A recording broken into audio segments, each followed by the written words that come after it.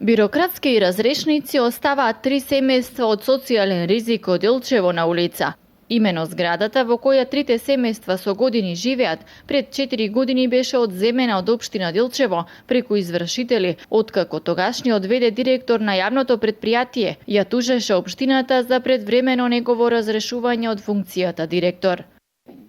Сега ни ви каже дека да не се плашиме, да не излазиме, дека не може така да биде. Аз те сад дојдја и ни сврла багаж. И остануваме на улица. Ние заедно со Министерството за труд и социјала, со директорот на подрачната во Делчево, разговараме што да направиме во моментот, како да ги решиме луѓето. Се надеваме дека до крајот на денот ќе изнајдеме некое решение. Менаџерски договор помеѓу тогашниот градоначелник и директорот на јавното претпријатие од 2012 година, со кое што се возможува за негово предвремено напуштање на функцијата, да добие 48 плати. И сето тоа во подоцнешните случувања преку извршител доведе до ова денешно насилно иселување на оваа група ранлива категорија граѓани. Новиот собственик сега преку извршител си ја зема зградата, па трите семејства од кои 2 со болни деца остануваат на улица. Марина Папалинска и нејзината мајка од вечерва остануваат без покрив над глава. Тука живеах 15 години. Имате ли каде сега? Сега нема каде да одиме на улица. Што ви велат? Дојде се собствениците.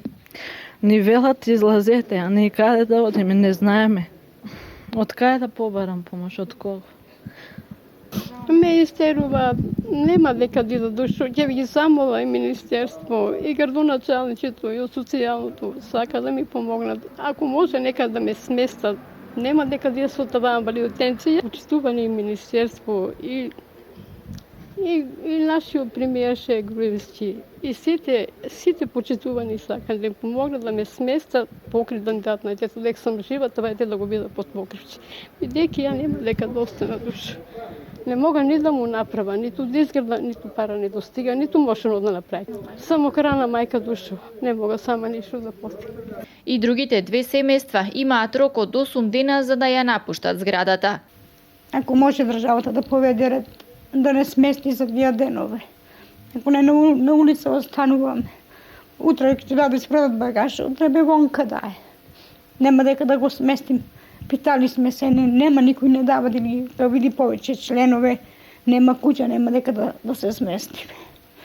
Од Центарот за меѓуопштински работи велат дека заедно со општината прават напори сега да изнајдат привремено решение за згрижување на овие семејства. Со записниците и сета друга потребна документација беше испратена до Министерството за труд и социјална политика и до стамбени деловен простор со цел да се реши нивното прашање, бидејќи во општина Делчево беше најавено дека постојат 2 социјални стана кои што се испразнети.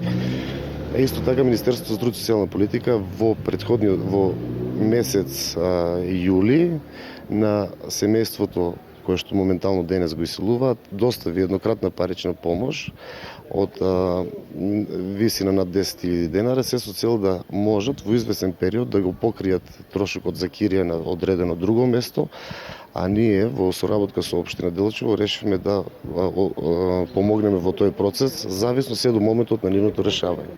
Еднократната парична помош од општината и од Центарот за меѓуопштински работи од Илчево ќе го решат проблемот за неколку месеци, но дали лелекот и молбата за помош на семејствата ќе допрат до ушите и свеста на повисоко институционално ниво, за да се изнајде трајно решение овие 3 семејства од социјален ризик да не останат на улица.